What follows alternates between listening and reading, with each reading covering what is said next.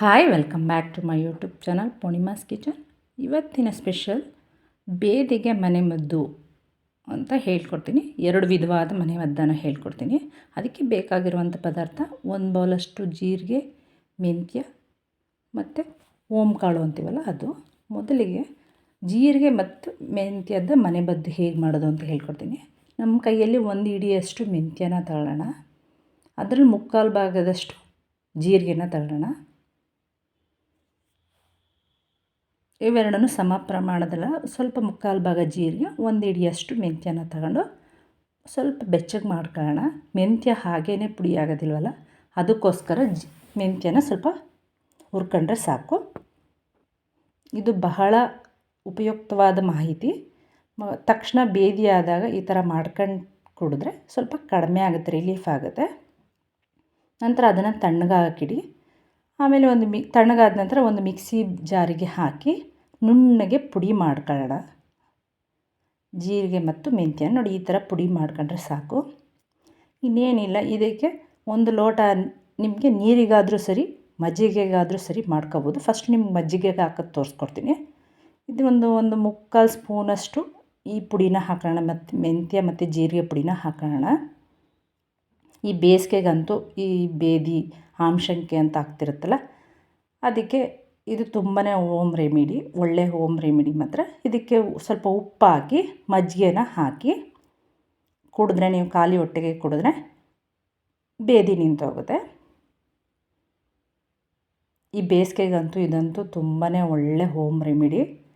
ನಿಮಗೆ ಬೇದಿ ಆಯಿತು ತಕ್ಷಣ ಏನಪ್ಪ ಹೋಮ್ ರೆಮಿಡಿ ಮಾಡೋದು ಅಂದಾಗ ಈ ಥರ ಮಾಡ್ಕೊಳ್ಳಿ, ಚೆನ್ನಾಗಿರುತ್ತೆ ನೋಡಿ. ಈ ಥರ ಮಿಕ್ಸ್ ಮಾಡಿ ಕುಡಿದ್ರೆ ಆಯಿತು. ನೀವು ಈ ಥರ ಮಜ್ಜಿಗೆಯಲ್ಲಿ ಕುಡಿಯೋಕ್ಕಾಗಲಿಲ್ಲ ಅಂದರೆ ಬೇಕಾದರೆ ನೀರಿಗೂ ಮಿಕ್ಸ್ ಮಾಡ್ಕೊಂಡು ಕುಡಿಬೋದು. ಈ ಸೇಮ್ ಮೆಂತ್ಯ ಪುಡಿ ಮತ್ತು ಜೀರಿಗೆ ಪುಡಿನ ಹಾಕಿ ಸ್ವಲ್ಪ ಉಪ್ಪು ಹಾಕಿ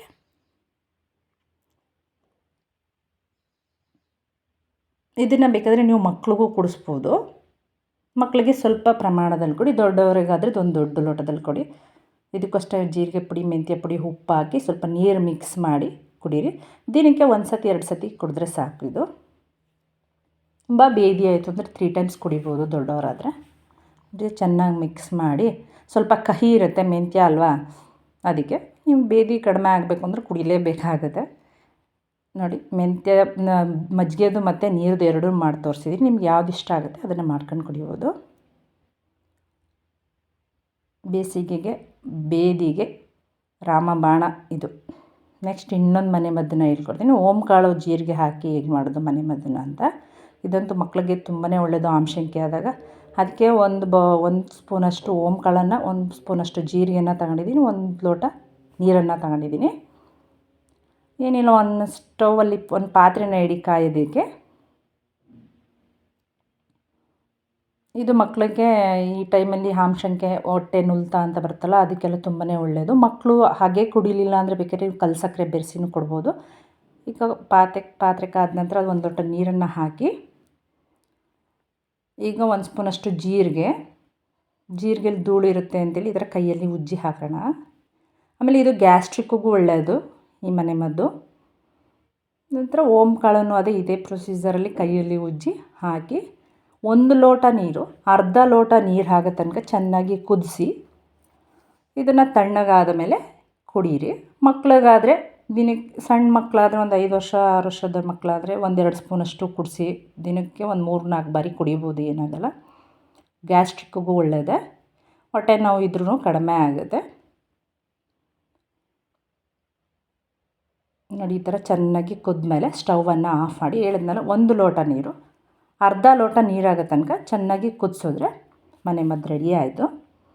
ಏನಿಲ್ಲ, 1 ಲೋಟಕ್ಕೆ ಸ್ಟ್ರೈನರಲ್ಲಿ ಸೋಸ್ಕೊಂಡು, ಮಕ್ಳಿಗಾದರೆ ಸಂಜೆ ತನಕ ಇದೇ ನೀರನ್ನ ಇಟ್ಕೊಂಡು ಕುಡೀರಿ. ನಾಳೆ ತನಕ ಯೂಸ್ ಮಾಡೋದು ಬೇಡ, ಸಂಜೆ ತನಕ ಕ್ಲೋಸ್ ಆಗಬೇಕಷ್ಟೆ.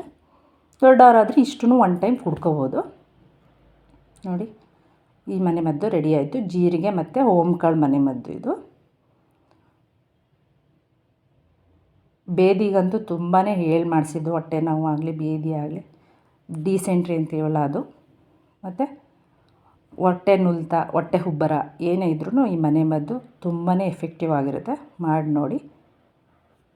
ಯಾರಿಗೆಲ್ಲ ಈ ವಿಡಿಯೋ ಇಷ್ಟ ಆಯಿತು ಲೈಕ್ ಮಾಡಿ, ಶೇರ್ ಮಾಡಿ, ಕಮೆಂಟ್ ಮಾಡಿ. ಓಕೆ.